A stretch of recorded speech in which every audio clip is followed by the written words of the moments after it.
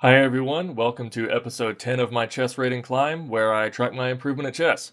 Right now, I'm sitting at 1504 ELO, so if I lose today's game, I'll actually dip below 1500. So fingers crossed that doesn't happen. Let's see if we can get the win. Okay, so we got the white pieces. We'll play e4 here. Okay, so we have kind of a hyper-modern setup. I expect a fianchetto on the next turn. I don't see any reason why I can't take the center here. Yep, he fianchettos. Okay, so we obviously have to... Well, I was about to say we have to defend this pawn, but it's already defended by the queen, so we can develop our knight here, and he can either develop his knight or push either... Well, I was about to say either d6 or e6. So this is transposed to a Pirc defense, right? So he could easily have played d6 on turn 2, in which case our setup would have been the same. So let's go ahead and overprotect this pawn. And my idea is I want to bring my queen up and form a battery to trade off these dark squared bishops here. Yep. And before I bring my queen up, I'm actually going to play f3 to prevent his knight from attacking my bishop, allowing us to safely form the battery. And then my goal is I'll eventually queenside castle and then launch a kingside attack. Okay, so let's continue with the play. My opponent might be privy to what I'm doing and decide to forestall castling. So I might have to change up my plan if he decides to go with something else. I'm expecting either castles or c5 here. He might just want to strike at the center. I think either way I do definitely want a castle. Really? h6 in this position is very unconventional. Yeah, he really doesn't want me to trade off that bishop. He wants to protect his pawn with his rook. But that does kind of commit him not to castle, right? He's already deciding not to castle. In which case he's either just not going to castle entirely, or he has 1, 2, 3 pieces to develop to castle queenside. So I think that's actually fine. Yeah, let's go ahead and queenside castle. And now that I'm castled and he's not, I think I might strike at the center myself, depending on what he does here. Okay. My opponent is making some unconventional moves here. I've never had this position before. I didn't expect e6, or rather I didn't expect h6, and now I certainly didn't expect e6. That's really interesting. So can I go ahead and push e5 here? He either has to move his knight or take with a pawn. Then I take with my pawn, we probably trade queens, and then at that point, he would probably be okay castling because I no longer have this battery threatening his h-pawn. I don't think I need to strike at the center just yet, because the thing is, striking at the center is a way to punish my opponent for not castling, but since my opponent has committed himself not to castle anyway, I can sort of delay that. Because my opponent is not at risk of castling. Because if he does castle, he just drops his h-pawn. So I think I can just develop here, right? So let's see, I can develop my bishop. If I develop my bishop, he does win a tempo with b5, but I think that's okay. I can just drop my bishop back. And I can also develop my knight on the next turn. And then once I have all my pieces out, then I can strike with e5. So yeah, that looks really good. Okay. Okay, I was about to say that loses a pawn, but I don't think it does. Okay. I was expecting b5, I wasn't necessarily expecting d5. But I think I can take now.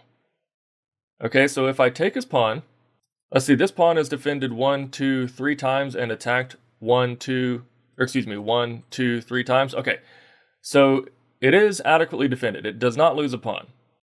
Should I take here? Should I slide my bishop back? Or should I counterattack his knight? If I counterattack his knight, I'm pretty sure that loses a pawn, because I push here, he takes my bishop, I take his knight, then he takes my pawn. So yeah, that doesn't work. I do think I take his pawn, because I'm castled, he's not. I mean, I may as well open up lines to the king here. So, do I take his knight with my knight, or do I take his knight with my bishop? Even though it concedes the bishop pair, I would prefer to take his knight with my bishop, not with my knight. Reason being, I don't want him, like if I take with my knight, and he takes with the pawn, he wins a tempo on my bishop, and I have to slide it back. And I don't want him to win that tempo, right? I want to keep developing my pieces.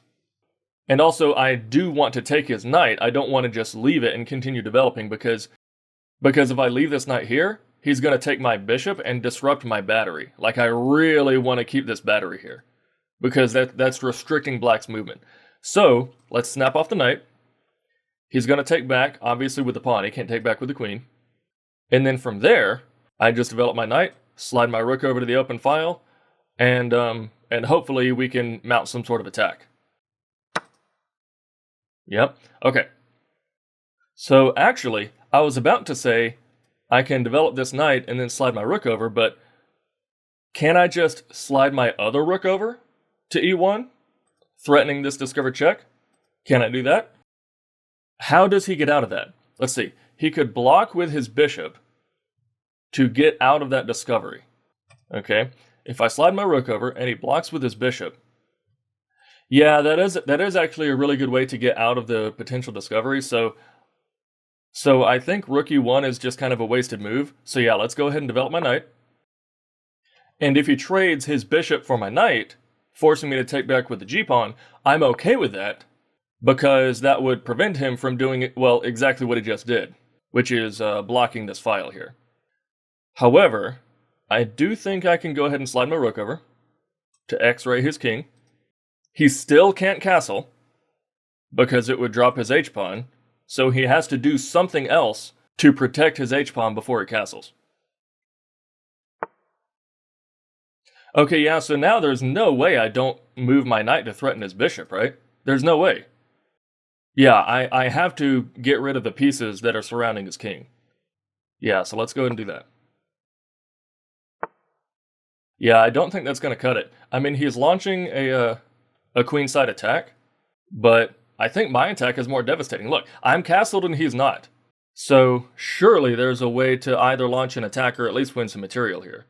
I mean, my first instinct is to snap off this bishop with my knight. He takes back with the pawn. Then from there, I can't take this pawn just yet. There's got to be a tactic to win material somewhere. Okay, here's what I think I'm going to do. I think this is quite a dynamic position. So I think after I snap off this bishop and he takes back with the pawn, I can slide my bishop out of the way to reveal an attack on this pawn, forcing him to do something about that. And with his king still in the center and his weak e-pawn, I really think his position is soon going to collapse unless he's really careful in defending. So yeah, let's snap that off.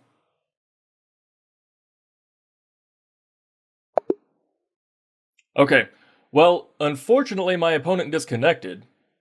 So that's kind of a lousy way to gain rating points, but I do still think that there is plenty to be learned from this game, so let's go ahead and hop into the review. Because I don't think I was like crushing or anything like that, but I was better. Actually, right here I made a bit of a mistake, but my opponent failed to punish me for it. So it looked like it was actually a pretty even game for the most part. Yeah, let's go ahead and review this. Okay, so I made one mistake somewhere. Okay, this is all book. That's fine. Okay, so I should have just launched the kingside attack right away, even before he's castled. That's interesting. Okay. Okay, so what was I supposed to do here? Okay, so instead of castling, or instead of taking rather, I was just supposed to drop the bishop back. Interesting. Okay, and then, okay, so if he takes here, I take, and the game just goes on. Okay. Then he pushes, I push, he goes here, snap that off. Okay, yeah, so it's just an even game.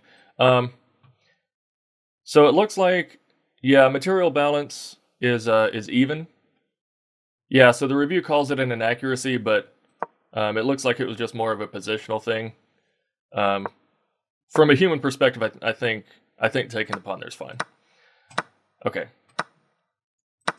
Okay, so I was supposed to take with the knight instead of the bishop. Okay, and if he takes back, then I move my bishop where? I just slide it back.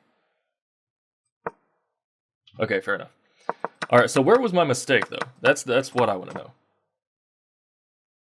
Okay, so I wasn't supposed to. So how does my opponent punish me for that?